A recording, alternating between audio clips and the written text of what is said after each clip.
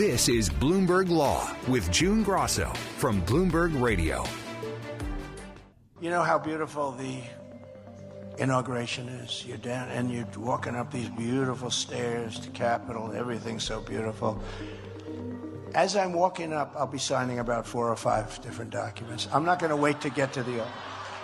Executive actions are common on day one of a presidency, but Donald Trump is planning an uncommon day one by issuing around 100 executive orders to cover everything from closing the southern border and ending birthright citizenship to undoing Biden's climate policies and rolling back the rights of transgender Americans.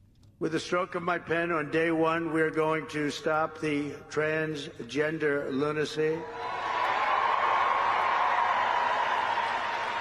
And I will sign executive orders to end child sexual mutilation, get transgender out of the military and out of our elementary schools and middle schools and high school.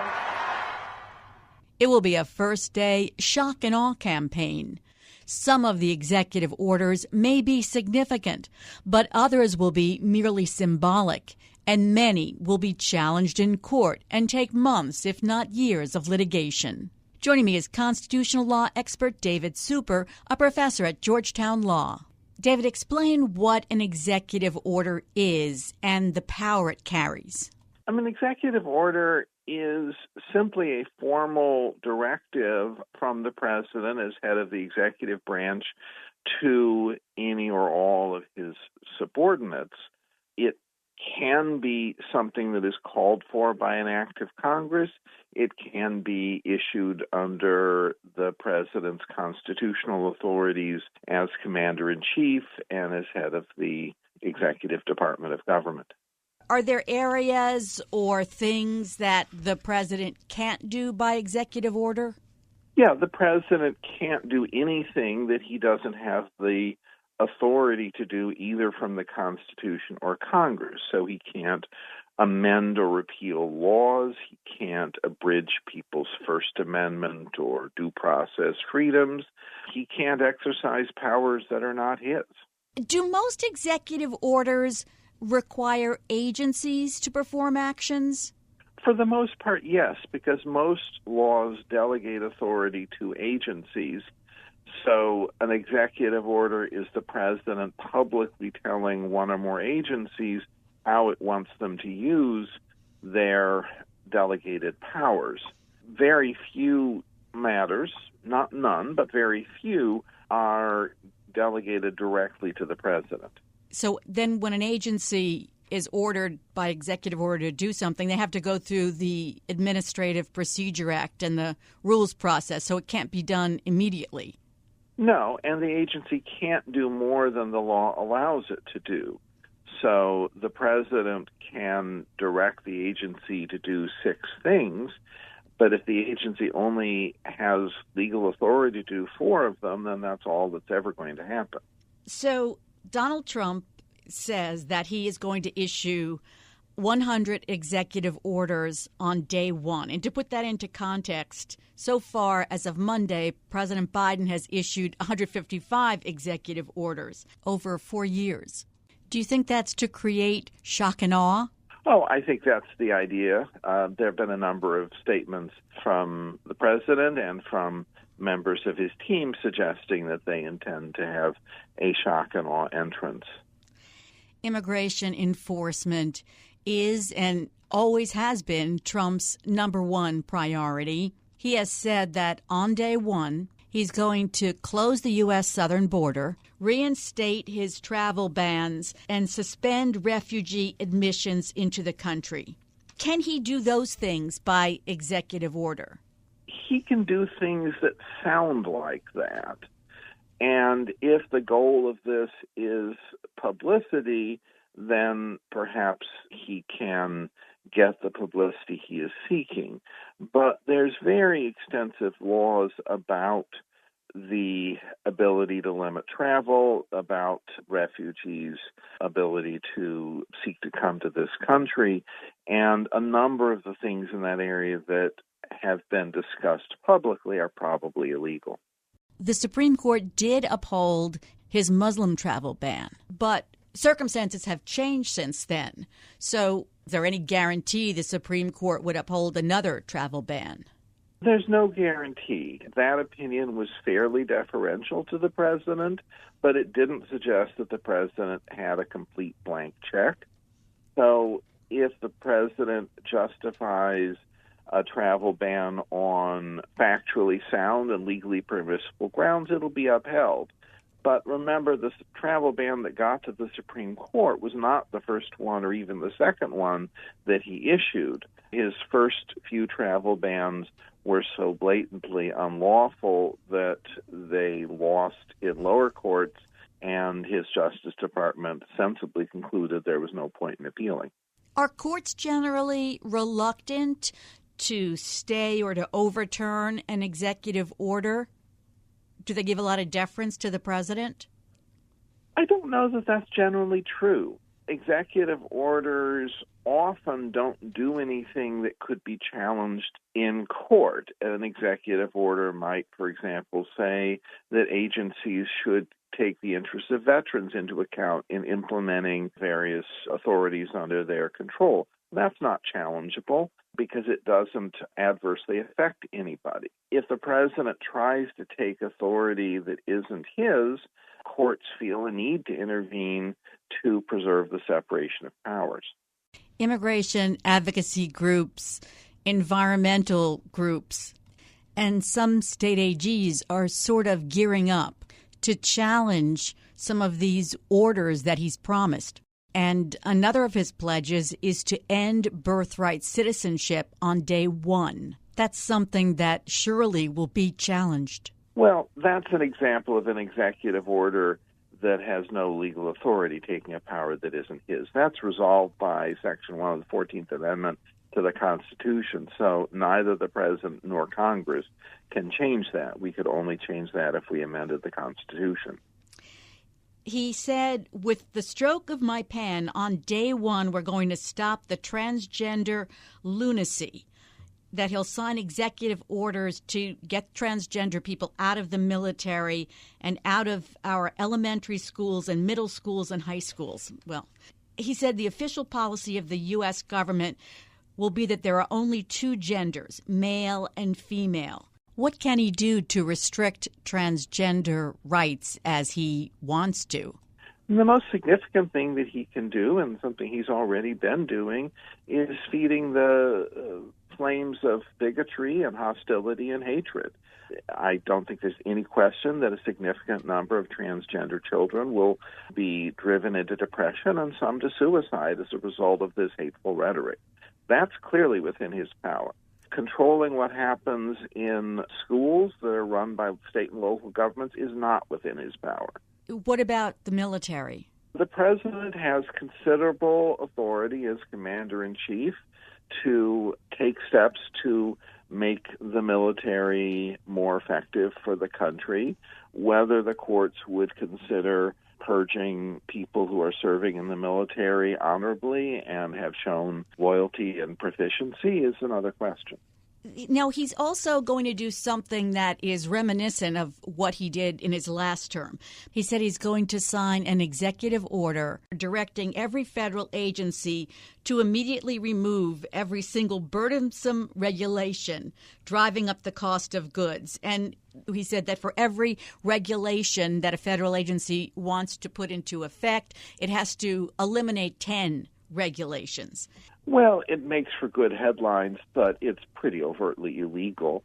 Each of the statutes that federal agencies implement have their own legal criteria, and an agency should issue the regulations the statute directs it to issue and should not issue regulations the statutes don't authorize. It is not a legal or rational basis for deregulating that you needed to regulate something else.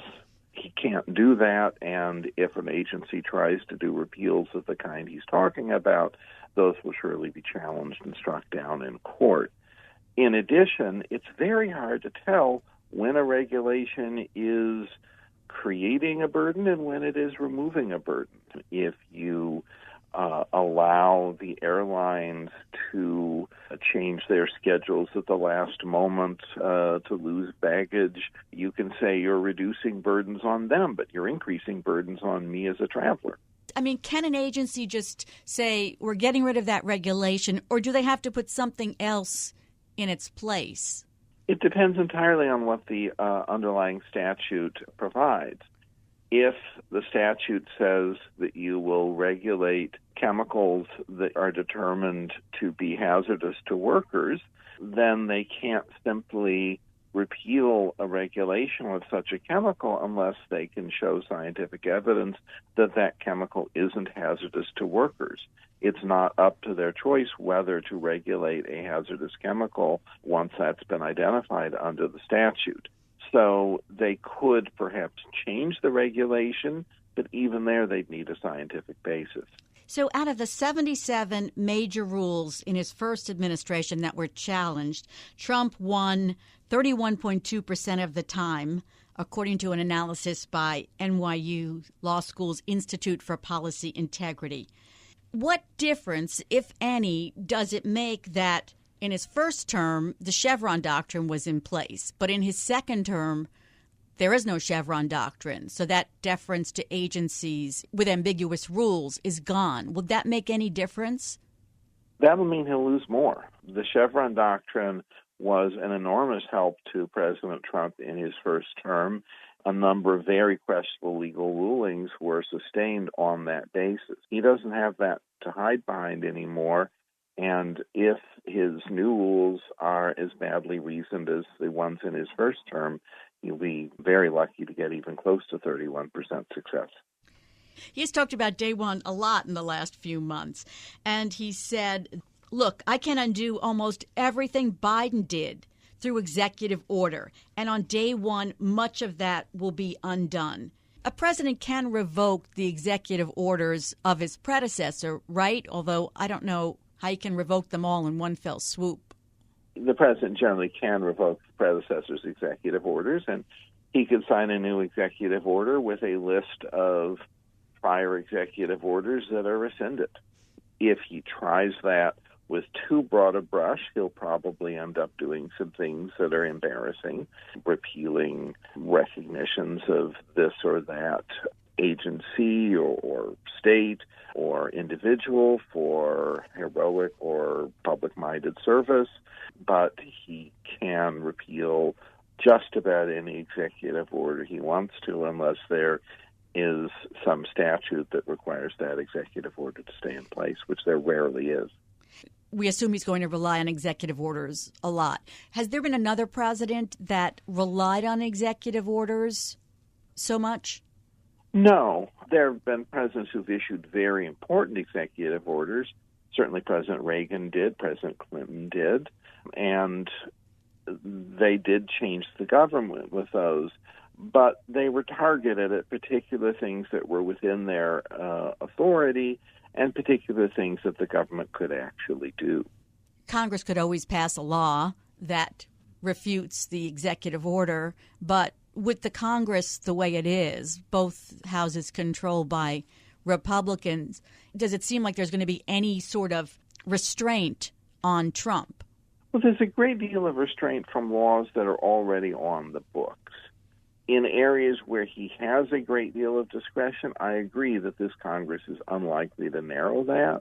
But in many areas, he does not have broad discretion, and we don't need new laws to impose restraints because we have existing ones. Do you think his aides learned by their experience with executive orders the first time around? I don't know. There are certainly some people that are coming back. Mr. Vogt is going to resume his seat as director of OMB if he's confirmed by the Senate.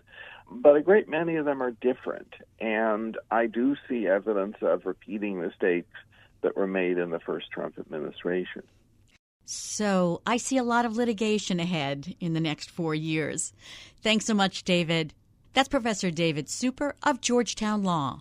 Coming up next on the Bloomberg Law Show, Supreme Court justices grappled today with a First Amendment challenge to a Texas law requiring age verification to access porn sites. Sable, of course, was 35 years ago.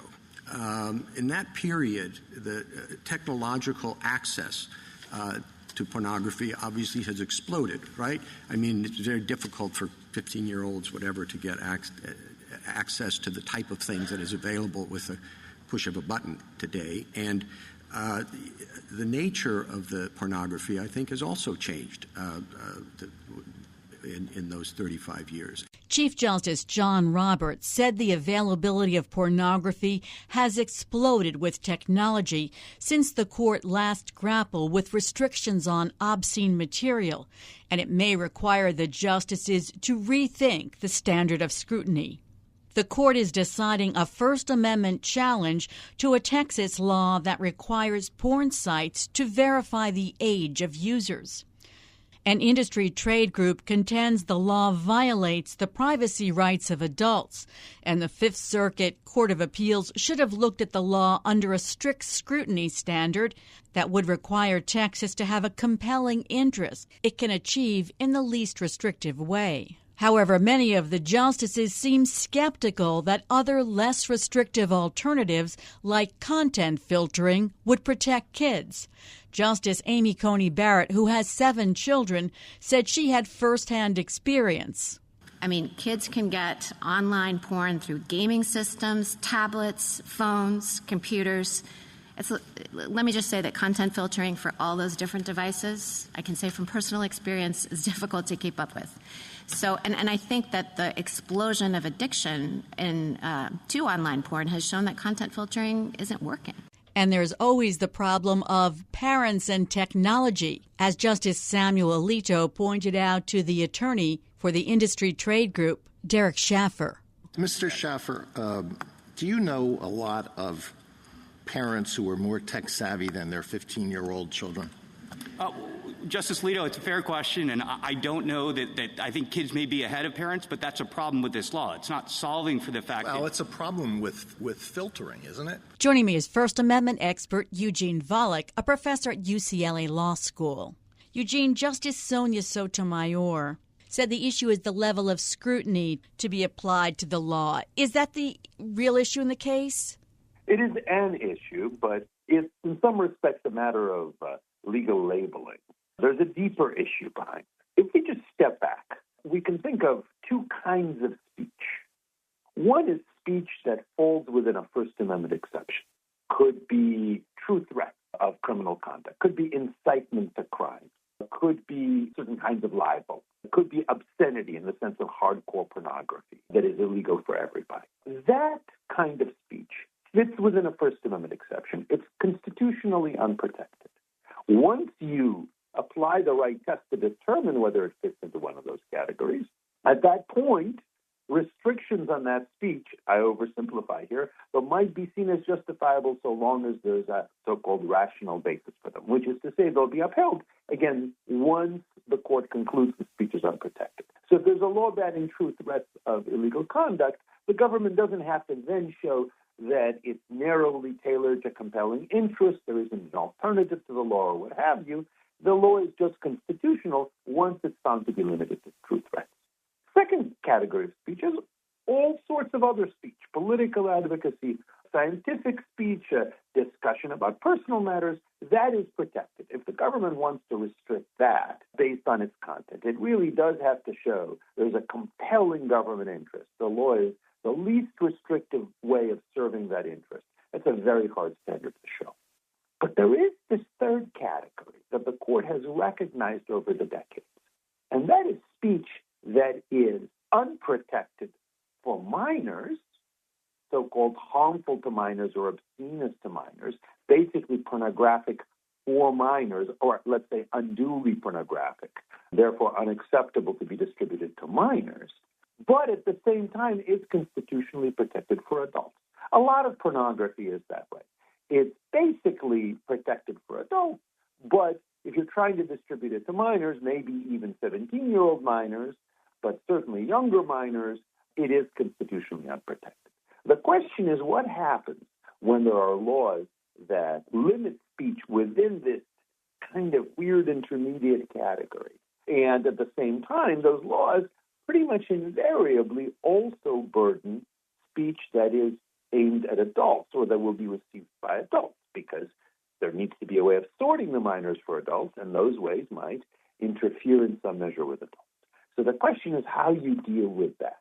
And the court talked about various formulations you might think of as a rational basis test for those kinds of restrictions, or a strict scrutiny test, or some justice suggested kind of and the state of Texas suggests kind of a burden-based test, asking how much the law actually does interfere with speech to adults. So those are the legal formulations that are in play.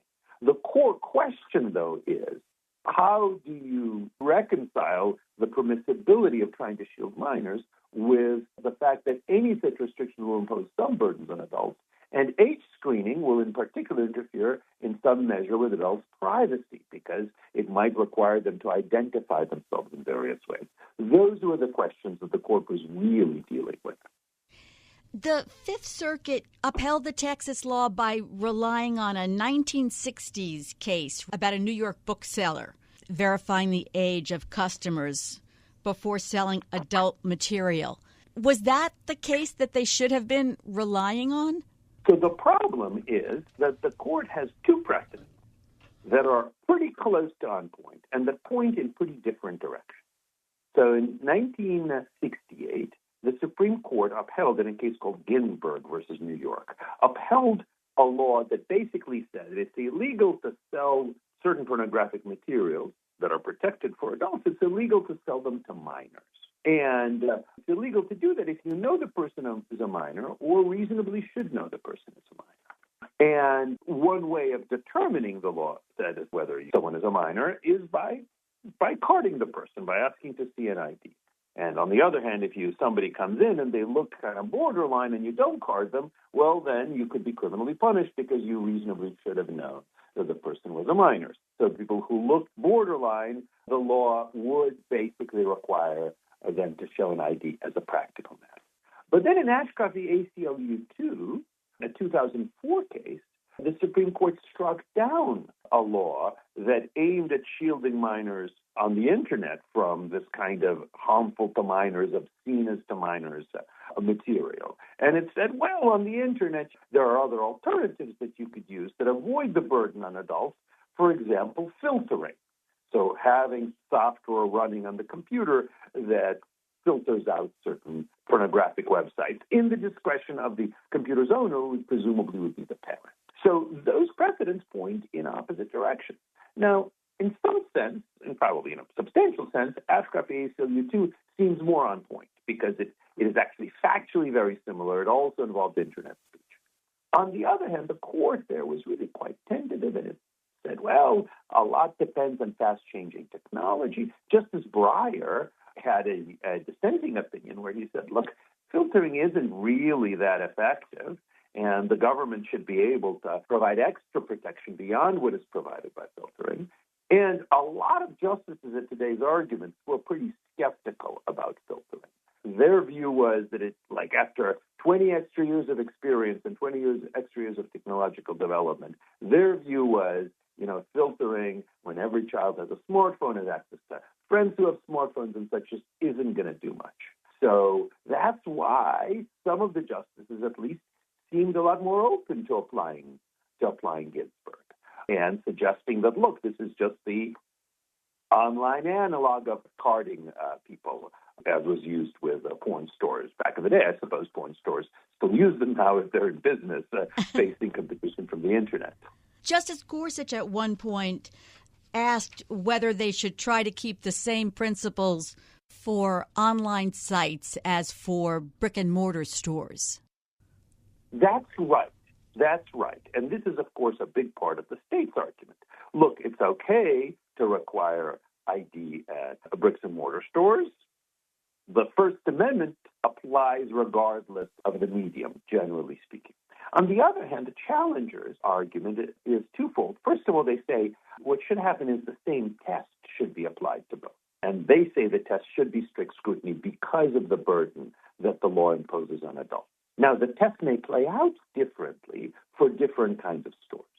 In the bricks and mortar world, there's no filtering, right? Parents can't put glasses on their children that keep them from seeing porn in bricks and mortar stores. But on the internet, there is filtering. So a law that may be the least restrictive alternative, requiring carding, maybe the least restrictive alternative as a practical matter for bookstores and movie theaters, might not be the least restrictive alternative on the internet. The other thing that the challengers say is that on the internet, checking ID is actually more burdensome on adults because we know on the internet, you put in some information, potentially it's now available indefinitely, distributable indefinitely, hackable, and as a result, people are going to be much more worried about giving their identifying information in a way that ties them to internet porn than in the old days where, look, you show the ID, nobody's going to write down your name or your driver's license number or what have you. And most you might worry that the bookstore clerk is going to remember and gossip to someone about it, but there will be substantial professional reasons for him not to. So the argument that the challengers are making is, yes, let's apply the same standards. It's just those standards end up playing out differently as for the different technologies because the facts are different for the different technologies. Coming up next on the Bloomberg Law Show, I'll continue this conversation with Professor Eugene Volokh of UCLA Law School. Does the court look like it might send the case back to the Fifth Circuit? And what about the other 18 states that have passed age verification laws since the beginning of 2023? Texas is one of 19 states with laws aimed at blocking young children and teenagers from viewing pornography online by requiring age verification. I've been talking to Professor Eugene Volokh of UCLA Law School. Did it seem to you that most of the justices were leaning toward the rational basis test rather than strict scrutiny? Well, so I wouldn't say that. I think quite a few of the justices were open to strict scrutiny, in part because Ashcroft v. ACLU, too, did apply that. And then there are other cases, not quite as squarely on point, but dealing with technologically distributed pornography, electronically distributed pornography, which also applied strict scrutiny. The real question is, what does that end up meaning? Because even the challengers said, well, in this situation, some laws, some regulations might pass strict scrutiny. It's just that the particular Texas law doesn't, partly for technical reasons having to do with the law, and partly because filtering is the less restrictive alternative. One thing, for example, that the challenger said is filtering is actually, in some respects, more effective because filtering can deal with foreign porn sites, whereas the Texas law would have no effect on foreign porn sites if the foreign company has no assets in Texas and no employees in Texas. So the challengers say this particular law would be struck down. I think majority of the court would say at least certain laws should be upheld. Majority of the court also seemed to be open to some kind of online age verification. So I think their view was states probably have the authority to require some kinds of age verification as a backstop to parent-level filtering and device-level filtering, that they could try to wear belts and suspenders in this kind of situation in order to provide more effectiveness at shielding minors, but maybe not this particular law. Maybe a law would have to provide more privacy protective age verification options, for example. There's also sounded like some sympathy among some justices to kind of punt a little bit, to say the right standard is strict scrutiny, and we're going to send it back to the Fifth Circuit, to the federal appellate court that upheld the law, to reconsider the issue and to see whether the district court was right in saying that, well, the law fails strict scrutiny, or maybe the Fifth Circuit might say, no, the law actually passes strict scrutiny, or do something in between. So that would only require the court to choose the strict scrutiny approach versus the rational basis approach, and then leave application of the standard to lower courts. Justices sometimes like to do that, especially when the case looks really complicated and really fact-laden as well. So you think that it's most likely that they're going to remand this to the Fifth Circuit? Oh, I never make predictions, especially about the future. And especially about the future on the court, well, sometimes I make predictions. But here, the argument, I don't think, kind of gave a clear answer as to that question. Some justices were open to that. If I had to bet, I would probably say that they would say strict scrutiny applies, but whether they would just say that and leave it entirely to the Fifth Circuit or provide more guidance to the Fifth Circuit, that is a harder question.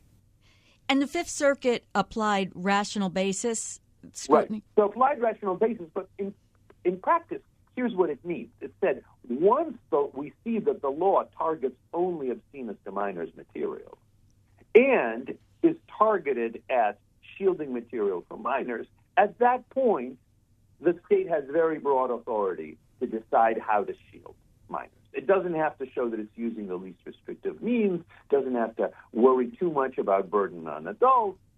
It's okay. So it's not like rational basis in the sense any speech restriction goes, or any speech restriction aimed at sexually themed material goes. The state has to limit itself to this material that is harmful to minors or obscene to minors. But once it limits itself to that, then the Fifth Circuit said there's no reason to be particularly demanding about looking at the particular means that the state is using in order to enforce that Ginsburg v. New York obscene to minors standard. So it looks to me like probably most justices are going to say, no, that's not the standard we've used for the Internet in cases like Ashcroft v. ACLU2. But whether they will say much more than that, will say much more about what it takes to actually uphold the law under strict scrutiny, that is a harder thing to predict. Texas is one of 19 states that have these age verification laws. So how would this apply to the other states, or would it be fact-based? Well, it would be both. If the court says, well, the right standard is, even if you're aiming at shielding children, you've got to show that this is the means that is least restrictive of adult access.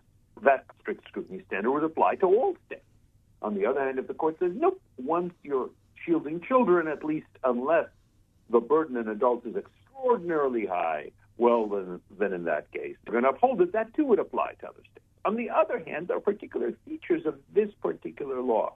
So, for example, this law, the state says, well, we are protecting privacy and diminishing the chilling effect on adults by essentially prohibiting age verification or sites that do age verification from retaining the data. What the challengers say, nothing in the law says that you can't give away the data or sell the data. So long as you don't retain it, you can sell it to someone else. Well, that's a feature that I don't know how many of the other states have, but I imagine some of them don't have this feature. So the court focuses on that and says, well, that makes this law unconstitutional because either it fails strict scrutiny or because it's too grave a burden on adult access. Well, that might have very little effect on other state laws that don't have this peculiar feature. When they were discussing less restrictive alternatives, besides content filtering, which, as you mentioned, a lot of the justices, I think Amy Coney Barrett said from her own experience it doesn't work. What other ways are there to do this? Are there other, technical ways that the justices might not be familiar with? So I'm not sure how unfamiliar they are with them, but here are a few that came up. One is the possibility of requiring age verification, but using tools that are especially privacy protective. So the possibility, for example, of using some sort of biometric evaluation, so kind of look at the person's face, and then without keeping that data, it could just say, well, this person looks old or looks old enough. Of course, then there'll be some people who are borderline, but at least for most people, it would provide less of a burden on privacy than, for example, requiring someone to show a government ID. Or there's talk of possibly looking at people's hands, although then the question is, how do you avoid people faking that? So there apparently are sites that at least bill themselves as providing really secure and privacy protective age verification. And one question was whether using those sites would comply with Texas law. Maybe Texas law doesn't allow those sites to be used, but maybe less restrictive law would.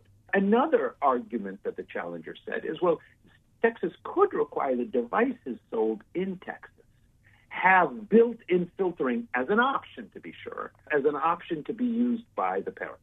So all the parents would have to do, for free, they wouldn't have to configure some new software, download it, buy it, figure out how to operate it. All they'd have to do is they'd have to select the parental control option. And at that point, filtering would be turned on. And then they could tune it if they wanted to their preferences. That, the challengers said, would make for a much lesser burden on adults, because if an adult wants to access porn, they could just buy it or have their device, which is set up without the filtering. Whereas if a parent wants to shield the child, then the parent can just set the right setting. On the other hand, some justices might be skeptical about that because that might be seen as less effective, because it doesn't deal with legacy devices, lots of computers and phones people have that would have been before the date before such a mandate, also doesn't deal with people accessing things on their friends' computers and the like. So those are the kinds of things that I think the justices might very well want to leave to lower courts to decide, not because it's technologically so sophisticated, but just because there's going to be a lot of factual dispute there. And often it may make sense for lower courts to look at that more closely. Always a pleasure to have you on, Eugene. Thanks so much. That's Professor Eugene Volokh of UCLA Law School. And that's it for this edition of the Bloomberg Law Show. Remember, you can always get the latest legal news on our Bloomberg Law podcasts. You can find them on Apple Podcasts, Spotify, and at www.bloomberg.com/podcast/law. And remember to tune into the Bloomberg Law Show every weeknight at 10 p.m. Wall Street time. I'm June Grasso, and you're listening to Bloomberg.